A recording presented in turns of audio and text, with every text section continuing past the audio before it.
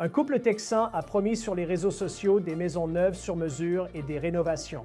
Mais en réalité, ils étaient des escrocs, volant des millions de dollars à leurs clients sans méfiance. Du moins, jusqu'à ce que le gouvernement fédéral les rattrape, les juge et les condamne pour complot.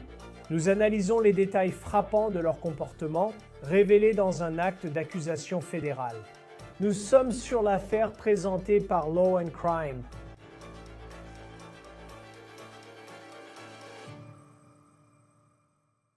Salut les gars, avant de commencer, je veux évoquer notre partenaire et sponsor. Morgan & Morgan est le plus grand cabinet d'avocats spécialisé dans les blessures corporelles aux États-Unis, avec plus de 1000 avocats ayant récupéré 25 milliards pour plus de 500 000 clients. Rien que ces derniers mois, un client en Floride a reçu 12 millions alors que l'assurance n'offrait que 350 000. En Pennsylvanie, un autre client a obtenu 26 millions. C'est 40 fois plus que l'offre de l'assureur. Morgan facilite la lutte pour obtenir ce que vous méritez. Vous pouvez déposer une réclamation depuis votre téléphone, même blessé, sur fourthpeople.com/OTC. Cliquez sur le lien ci-dessous ou scannez le QR code à l'écran. Les deux personnes concernées sont Christophe et Raquel, monsieur le juge. Ils passent leur nouvel an à se préparer pour la prison. Tous deux ont plaidé coupables à un complot de fraude électronique devant le tribunal fédéral du nord du Texas. Et leur histoire est, franchement, comme un épisode de Fixer Upper avec Chip et Joanna Gaines. Mais cette fois, ça tourne vraiment mal. Le couple a admis avoir volé près de 5 millions aux clients pour des projets de construction et de rénovation de maisons sur mesure non terminés. Les détails de l'escroquerie sont choquants. Entrons dans le sujet. Les juges, qui étaient membres dirigeants de Judge Dallas Fort Worth, société à responsabilité limitée dans la région de Fort Worth, utilisaient des applications de réseaux sociaux comme TikTok et Instagram pour vendre la vision de leur entreprise.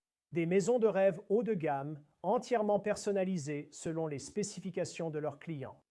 Mais les résultats étaient simplement cela. Des rêves, pas la réalité, et ces rêves sont vite devenus des cauchemars. Maintenant, l'une des victimes était une femme nommée Kristen Newman, et elle s'est entretenue avec le média texan WFAA, et ils ont dit que tout allait bien au début quand elle a engagé les juges, avec Christopher se présentant comme architecte et constructeur. Mais ensuite, les choses ont mal tourné car les travaux traînaient en longueur, a-t-elle raconté à WFAA. Je cite, « Nous avons commencé à nous poser des questions. Et pourquoi ce n'est pas terminé? Puis c'est devenu « Et je pense que tu surfactures ça. » À un moment donné, j'ai trop payé pour quelque chose. J'ai dit « Et est-ce que je peux récupérer cet argent? Tu ne l'as pas fait?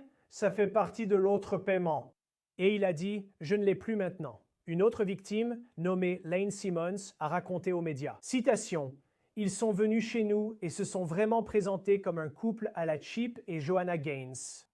Ma maison, tout ce qu'ils ont fait est mauvais. En quelques semaines, mon carrelage se fissurait, mes sols se fissuraient, le sol de ma cuisine s'affaissait. Les moulures extérieures ressemblent à un travail d'enfant. Toute la charpente, nous avons dû la redémonter et la reconstruire. Mon escalier a dû être redémonté et reconstruit. Il ne tenait que par une seule planche à l'intérieur. C'était infraction sur infraction au code. Un ami de la famille, entrepreneur, est venu tout inspecter et a dit « Mec, beaucoup de choses ici ne sont pas sûres. C'est probablement le pire travail que j'ai jamais vu. » Christopher et Raquel Judge ont été inculpés de 7 chefs de complot pour fraude électronique, un pour chaque série de victimes escroquées de milliers de dollars. Selon les documents du tribunal, un couple a effectué au total 12 paiements au judge, perdant plus de 350 000 dollars. Des poursuites civiles ont été engagées et l'une des victimes a engagé un inspecteur qui a découvert que Christopher n'était en réalité pas un architecte diplômé. Les victimes ont confié à WFAA qu'il était difficile de trouver une agence prête à traiter cette affaire complexe de criminalité en col blanc. Mais le service de police d'Ulysse, au Texas, a accepté la tâche avec l'aide du FBI et du Secret Service américain. Maintenant, examinons la plainte pénale et l'acte d'accusation déposé contre les juges dans le district nord du Texas. L'acte d'accusation indique, citation, « Cela faisait partie du complot et du stratagème, de l'artifice, pour frauder, que les accusés Christopher Judge et Raquel Judge fassent la publicité de leur entreprise, Judge Dallas Fort Worth, à travers Facebook, Instagram et TikTok, les messages affirmaient posséder une entreprise de construction et rénovation de maisons sur mesure. Les accusés prétendaient offrir des services d'architecture, de construction et de design d'intérieur au tribunal et ont faussement déclaré que Christopher Judge était architecte. Lorsqu'un client potentiel contactait Judge Dallas Fort Worth et manifestait son intérêt pour la construction ou la rénovation d'une maison, Christopher Judge soumettait une offre inférieure au prix du marché pour le projet en promettant une réalisation en 4 à 6 mois. Une fois que le client acceptait d'engager les accusés, il signait un contrat et payait les accusés en plusieurs virements bancaires ou chèques entraînant des transmissions électroniques interétatiques. De nombreuses victimes ont reçu pour instruction de virer les paiements échelonnés sur le compte professionnel Chase des accusés. Tous les chèques étaient libellés à l'ordre de l'entreprise et déposés sur le compte professionnel une fois que l'argent de la victime avait été versé. Cependant, selon un agent spécial du FBI de la division des crimes en col blanc, les accusés transféraient souvent l'argent vers d'autres comptes Chase détenus conjointement et utilisaient ces fonds pour perpétuer l'escroquerie ainsi que pour leurs dépenses personnelles, y compris des articles de luxe. Les juges lancèrent le projet, mais ensuite les choses s'enlisaient. Et lorsque les juges engageaient des sous-traitants, ils embauchaient des ouvriers de mauvaise qualité et bon marché qui faisaient un travail bâclé selon la plainte. Maintenant, lorsque les victimes contactaient les juges au sujet de ce qui se passait, Christophe était apparemment évasif, trouvant toujours une excuse et insistant sur le fait que les travaux continueraient si les victimes continuaient à envoyer des paiements. Et l'ampleur de l'escroquerie était énorme, selon l'acte d'accusation qui cite « depuis au moins août 2020 ». Donc, on remonte à la période de la pandémie et cela a continué jusqu'à environ janvier 2023. Les accusés ont escroqué plus de 40 victimes qui résidaient dans 6 comtés du district nord du Texas, en lien avec au moins 24 projets de construction et ont causé une perte totale de plus de 48 millions environ. Le duo avait déjà eu des ennuis avec l'État du Texas pour des centaines d'infractions au code et pour avoir affirmé que Christophe était architecte. Citation. Les accusés ont expressément dit aux victimes concernées, souvent par email ou message texte, qu'ils étaient un guichet unique pour la construction de maisons sur mesure, prétendant offrir des services d'architecture, de construction, de design d'intérieur et de décoration. Les accusés ont chacun faussement affirmé que Christopher Judge était architecte. En mai 2022, le Conseil d'architecture du Texas a officiellement averti Christopher Judge. Christopher Judge et Judge Dallas Fort Worth, les informant tous deux qu'ils avaient enfreint le code administratif du Texas. En présentant Christopher Judge et Judge Dallas Fort Worth Architecture comme architectes dans leur communication publique, alors qu'aucun n'était officiellement enregistré comme architecte ou société d'architecture au Texas. Un graphique dans les documents du tribunal illustre seulement une partie de la fraude des juges, avec le montant versé aux défendeurs allant d'environ 52 000 jusqu'à 364 000 maintenant. Le graphique indique aussi que la plupart des escroqueries ont duré plusieurs mois, parfois 1 an, dans la région de Fort Worth. Maintenant, alors que les procureurs affirment que Christophe se faisait passer pour architecte et reconstructeur, Raquel était aussi étroitement impliquée dans ce stratagème. L'acte d'accusation indique que c'est elle qui organisait des réunions en personne ou à distance avec les victimes potentielles. Elle expliquait le contrat de construction et de conception et disait qu'un acompte de 10 000 était requis. Elle envoyait alors les contrats signés par email aux victimes. Maintenant. Elle publiait aussi à propos de leur travail partout sur Facebook, Instagram et TikTok, postant dans des groupes Facebook locaux comme Alliance, Working Moms et Moms of Southlake. Des captures d'écran de ces publications figurent dans les dossiers du tribunal.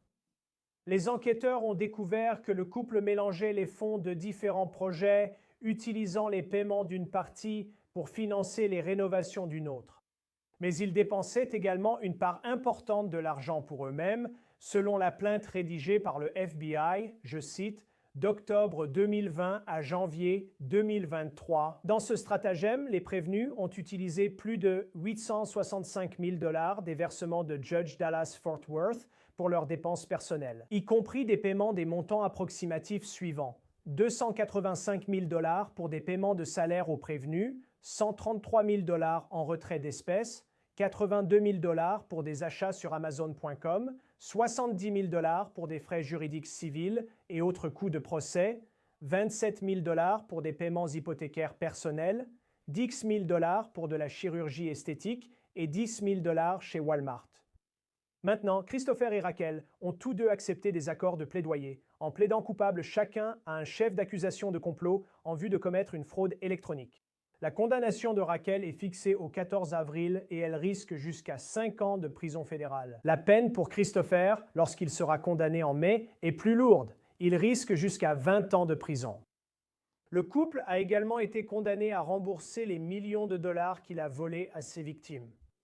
Nous accueillons Maître Randy Zellen, avocat pénaliste et ex-procureur, expert en fraude complexe, pour évoquer cette affaire. Comme c'est le cas ici à Fort Worth, au Texas, merci d'être avec nous sur Law and Crime avant que nous parlions des peines attendues pour Randy. Ou, excusez-moi, Raquel et Christophe, monsieur le juge. Je ne suis pas encore dans le pétrin. Non, tu ne veux pas l'être non plus. Tu ne veux pas l'être, tu ne veux pas l'être. Eux, dans ces affaires. Mais qu'est-ce qui te frappe dans la façon dont ils semblent avoir mené cette escroquerie qui a duré des années? Il n'y a rien. Et évidemment, je dis cela avec le recul de mes 35 ans de pratique dans la défense, 38 ans au total, donc il n'y a vraiment pas grand-chose que je n'ai pas vu. Oui, se faire passer pour des architectes, des constructeurs, des entrepreneurs. Oui, c'est extrêmement important pour les victimes. C'est extrêmement important pour la communauté. Mais du point de vue d'un avocat de la défense qui nage dans le bassin des fraudes criminelles et civiles complexes, ceci est, si je parlais français, je suppose que je dirais de rigueur. Ce n'est rien qui me choque vraiment. C'est une autre façon de prendre de l'argent à des gens qui, autrement, ne se seraient pas séparés de leur argent. S'ils connaissaient la vérité sur vous, eh bien, Il faisait face à des accusations fédérales, peut-être liées à la façon dont l'argent a été distribué, comme une escroquerie par câble. Pourquoi était-ce une affaire fédérale? quand on parle de l'utilisation de réseaux interétatiques, et ici, comme vous le soulignez à juste titre, il y a de l'argent qui transite entre des banques, par des virements, vous avez des emails, il peut même y avoir des fax, s'il y a effectivement eu des fax envoyés. Donc, c'est l'utilisation des réseaux dans le commerce interétatique qui donne au gouvernement fédéral, plutôt qu'à l'État du Texas, l'autorité pour intervenir et dire «Et on s'en occupe». Quand il s'agit de ce couple, parce que je pense que nous avons tous entendu des histoires comme celle d'un entrepreneur qui escroque quelqu'un et abandonne un chantier. Mais ce couple-là, ils étaient très publics avec leur personnalité et ils sont présents sur les réseaux sociaux et TikTok. Toi et moi savons, d'après le travail que tu as fait, tu sais, du côté de la défense, même quand tu regardes les fraudeurs, qu'est-ce qui ressort dans leur personnalité selon toi? Tu dis un mensonge, puis tu dois en dire un autre et encore un autre pour maintenir les 2 ou 3 mensonges précédents. Je ne veux pas généraliser parce que j'ai représenté beaucoup de personnes accusées de fraude. Ils étaient très discrets et sélectifs dans leurs actions. Bien sûr, il y a aussi l'autre aspect, comme ici, avec les juges qui étaient très bruyants, excentriques, extravertis.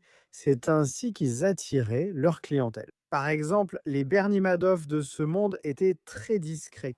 En fait, une partie de son attrait était de dire «Je ne veux pas de votre affaire», ce qui me donnait encore plus envie de faire affaire avec lui.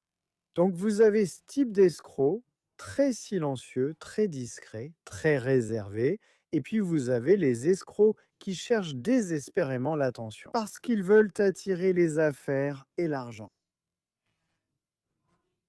Et le style de vie les encourage encore plus à être encore plus effrontés, encore plus extravertis. Um, that's C'est la meilleure analyse de psychologie de base que je peux te donner. J'ai représenté toutes sortes de personnes impliquées dans la fraude. J'ai représenté des gens avec qui tu pourrais partir en vacances, dîner, qui peut-être même avaient de très bonnes intentions concernant l'entreprise dans laquelle ils se sont lancés. Mais ensuite, quelque chose a mal tourné. Ils auraient dû tourner à gauche, arrêter tout ça, dire «Désolé, ça n'a pas marché, alors soyez en colère contre moi, poursuivez-moi au civil». um, Non, ils ont menti pour que ça continue, en espérant que ça reviendrait et que tout irait bien. Et cette boule de neige devient de plus en plus grosse et il faut raconter encore plus de mensonges pour que ça continue.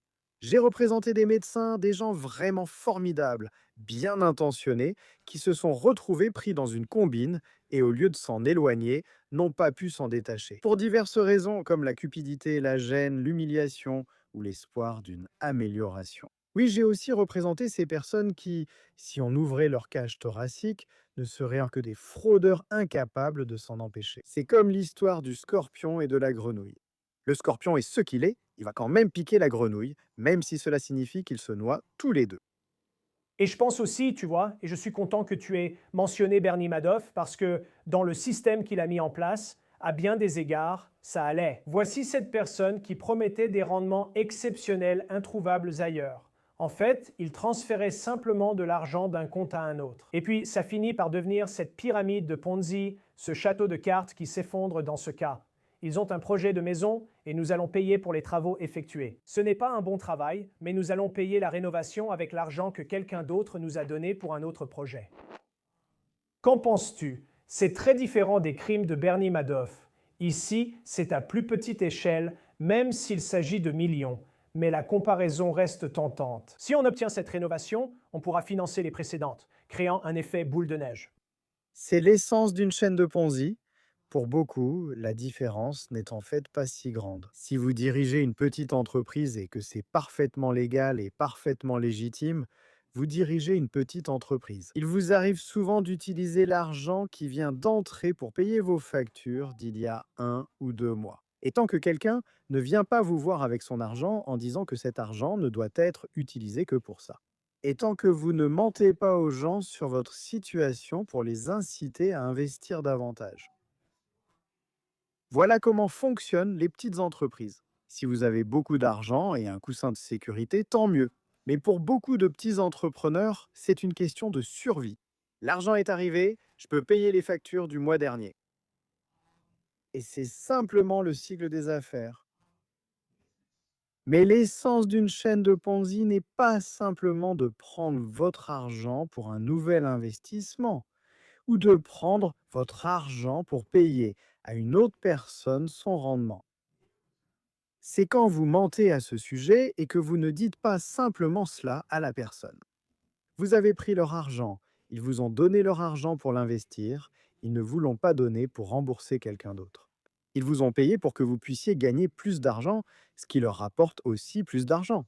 Donc c'est le fait de prendre l'argent et de mentir. Les faux prétextes sous lesquels vous prenez l'argent et ce que vous faites avec cet argent. Et le fait que vous empruntez constamment à Pierre pour payer Paul et que vous n'empruntez même pas vraiment. Parce que c'est un investissement, ce n'est pas une dette, ce n'est pas le cas. Et d'ailleurs, vous pouvez aussi avoir des ennuis avec ça. Mais souvent, ce sont des investissements en actions, donc je vous mens pour que vous investissiez avec moi. Parce que mon voisin d'à côté frappe à ma porte depuis 2 semaines. Et Randy, où est toi mon investissement? Je t'ai dit que j'avais besoin de récupérer cet argent. J'ai des frais de scolarité à payer. C'était un investissement à court terme, comme tu me l'avais promis. Et je dis, oh non, non, non, on vient juste de conclure un accord et tout ira bien. Pendant ce temps, je mens à vous deux parce que votre argent n'est pas investi. Votre argent le paie et on lui ment car il croit que j'ai conclu un accord commercial, ce qui est faux. Je t'ai convaincu d'investir. Et dans ce cas, voilà, ils ont été accusés et ils ont plaidé coupables d'avoir volé environ 5 millions et cela s'étend de 2020 à 2023.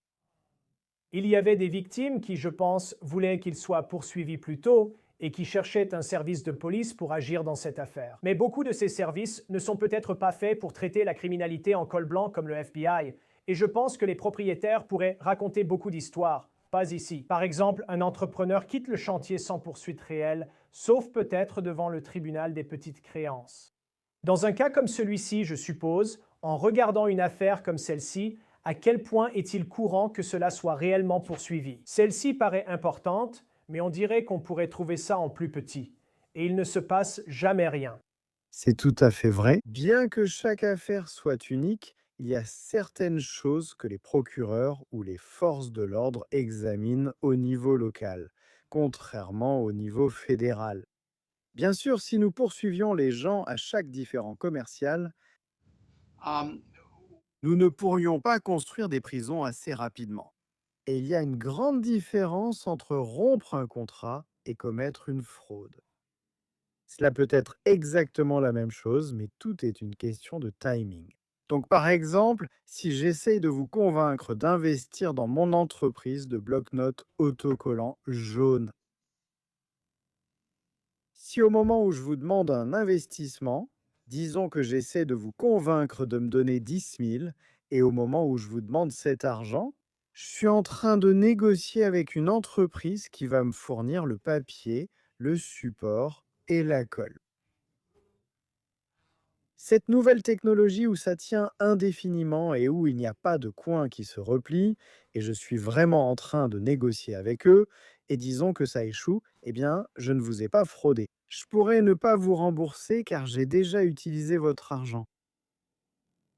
Mais je ne vous ai pas fraudé. À l'inverse, si au moment où je vous dis que j'ai cet accord, que j'ai cette nouvelle entreprise, que je négocie avec eux, ils ont juste besoin de voir que j'ai un peu de fonds de roulement.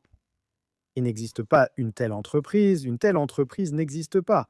Je ne pourrais même jamais faire ce business parce que Post-it détient un brevet sur la technologie. C'est de la fraude et la différence réside dans ce que je dis, quand je le dis et ce que je crois être vrai. Parce que sur ce point, genre, combien ça coûte cette affaire? Parce qu'apparemment, ils n'étaient pas très doués en rénovation de maison. Tu vois, le carrelage se décollait, ce n'était tout simplement pas aussi bien que les photos qu'ils montraient aux gens. Dans quelle mesure l'affaire reposait-elle sur sa prétention d'être architecte et la vente de ce service, plutôt que sur l'absence ou la mauvaise qualité des travaux? Eh bien, certainement, un mensonge qui peut être aussi facilement prouvé comme étant objectivement vrai ou faux rend la tâche plus facile pour un procureur de dire que c'est un crime. Ce n'est pas un litige civil relevant du tribunal civil qui suivra son cours judiciaire pendant 5 à 10 ans. Mais ce n'est pas différent que si je vous disais je suis avocat et je veux que vous me reteniez pour votre affaire et vous me versez une avance de 25 000. Je ne suis pas avocat et je n'ai jamais eu de licence de droit. C'est très différent de moi vous disant je suis avocat, payez-moi 25 000 et vous me payez. Et je fais un travail médiocre. C'est probablement plus une affaire civile que le fait que je ne sois pas du tout avocat. C'est assez simple en termes de fraude pénale. Vous faites une fausse déclaration importante, vous vous y fiez. Oui, et du point de vue de la politique publique, on ne veut pas que des personnes se fassent passer pour des avocats sans l'être. Pensez aux dégâts qu'un faux architecte pourrait causer. Si un immeuble construit s'effondre, il pourrait tuer les occupants. C'est pour ça qu'on exige que les architectes soient diplômés. Et pour ce qui est de la suite, ils ont volé environ 48 millions. On ne sait pas si ces gens-là reverront un jour, vous savez, combien ils récupéreront de cet argent. Raquel, il risque jusqu'à 5 ans de prison et Christophe jusqu'à 20 ans, selon l'accord de plaidoyer comme avocat de la défense. Je veux dire, compte tenu de ce dont ils étaient accusés, de ce qu'ils ont admis avoir fait, est-ce que c'est une bonne affaire pour eux par rapport à ce que ça aurait pu être? Eh bien, j'ai l'avantage de faire ça comme métier. Ainsi, je peux accéder à l'ordinateur du tribunal et consulter les accords physiques. Donc, quand on parle de justice pénale fédérale et de crimes fédéraux, tout dans le système de justice pénale fédérale est réduit à des points. Pensez-y comme au Scrabble, chaque lettre a un certain nombre de points. En droit pénal fédéral, chaque crime a un certain nombre de points.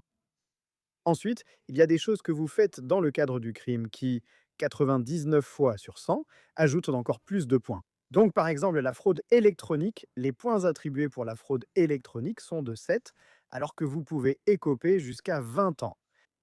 Ensuite, le montant d'argent que vous volez aux gens ou le montant d'argent que vous gagnez grâce à votre fraude criminelle, cela entraîne aussi des points. Et puis, il y a d'autres choses que vous faites pour favoriser le crime qui entraînent aussi des points. Vous additionnez tous les points. Si vous plaidez coupable, vous en soustrayez quelques-uns. Ensuite, vous consultez un tableau appelé le tableau des peines. Et ce tableau a un axe vertical et un axe horizontal. L'axe vertical correspond aux points. Jusqu'à 43. L'axe horizontal représente vos antécédents criminels, puis vous consultez le tableau pour voir leur croisement. Donc, dans ce cas précis, par exemple, pour le mari, j'ai examiné l'accord de plaidoyer, et avec cet accord, même si l'accord de plaidoyer ne nous donne pas réellement le calcul des points, il y a un accord où le gouvernement et la défense ont convenu que la peine de Christ ne dépassera pas 78 mois, et le juge doit en fait approuver cela. Ce n'est pas quelque chose de courant dans la pratique pénale fédérale. Souvent, vous ignorez la peine que vous recevrez et le juge n'est pas obligé de suivre votre accord. Ici, c'est ce qu'on appelle le plaidoyer C. Ici, gouvernement et défense conviennent que le juge doit l'approuver pour que cela ait lieu. Ainsi, si accepté, Chris ne dépassera pas 78 mois conformément à sa fourchette de référence. Ce tableau indique probablement 63 mois au minimum et 78 mois au maximum. Donc, si tu faisais quelques calculs rapides, son niveau d'infraction de base est de 75 millions. Il a encore gagné 18 points, atteignant 25, avec sans doute d'autres majorations ajoutées. Il obtient 3 points en moins pour avoir accepté sa responsabilité en plaidant coupable. Et c'est probablement comme ça qu'il se retrouve dans cette fourchette de 63 à 78 mois. Le gouvernement et la défense ont convenu que le juge ne pourra pas lui donner plus de 78 mois, mais il pourrait lui en donner moins. Intéressant, oui. Donc on verra comment ça se passe. En ce qui concerne les personnes qui ont été victimes, je veux dire, il y avait une personne qui a perdu plus de 360 000. Je veux dire, quelle est la probabilité qu'il revoie cet argent? Eh bien, si je me souviens bien, Chris est représenté par un avocat commis d'office. Je dirais aucune, même le quasiment, a disparu. Il y aura un ordre de restitution et ce sera un jugement comme n'importe quel autre jugement. Et s'ils écopent d'une peine de prison, alors 25, un mois sera déduit de tout l'argent qu'il recevra pour le travail effectué en prison ou pour tout ce qu'il fait en prison. Et ensuite, une partie de tout revenu qu'il aura à l'avenir sera prélevée. S'il gagne à la loterie, alors ces personnes seront payées s'il parvient à obtenir de l'argent. Avant la condamnation, il est toujours judicieux de montrer au juge vos efforts. Certains juges m'ont déjà regardé. Randy, votre client est venu. Il ne vous a pas donné $1 à mettre sous séquestre. Votre honneur, il n'a vraiment pas d'argent. Randy, il a un téléphone, paie ses factures, possède une voiture et règle ses paiements, achète de la nourriture et paie son loyer. Je le vois arriver habillé. Ne me dis pas qu'il n'aurait pas pu économiser. Je me fiche que ce soit 500 000 ou un 500. Ce n'était même pas forcément une question d'argent, c'était le principe. Tu pensais que c'était assez important pour essayer. Une fois, un juge s'est tellement énervé contre moi pour ça qu'il a quitté le banc pendant 15 minutes pour se calmer. Ça, c'était une leçon apprise. Demandez toujours à un client de vous donner 500 juges. Il a essayé, elle a essayé, et cela comptera. Si votre client est millionnaire, c'est sans doute une erreur. Mais s'il doit remplir une déclaration financière pour le service de probation, il est sûrement sans argent. Arriver avec quelque chose signifie quelque chose pour un juge. Non, c'est vrai. Nous verrons ce qu'il se passera lors de la condamnation de ce couple. Beaucoup se sont retrouvés dans une sacrée pagaille avec leur maison. Randy Zelllen, avocat pénaliste et ex-procureur. Discussion passionnante. Merci d'avoir été avec nous sur Law and Crime. Heureux d'être avec vous. C'est tout pour cette affaire présentée par Law and Crime. Abonnez-vous à notre chaîne YouTube et Spotify. Je suis Chris Stewart. À la prochaine.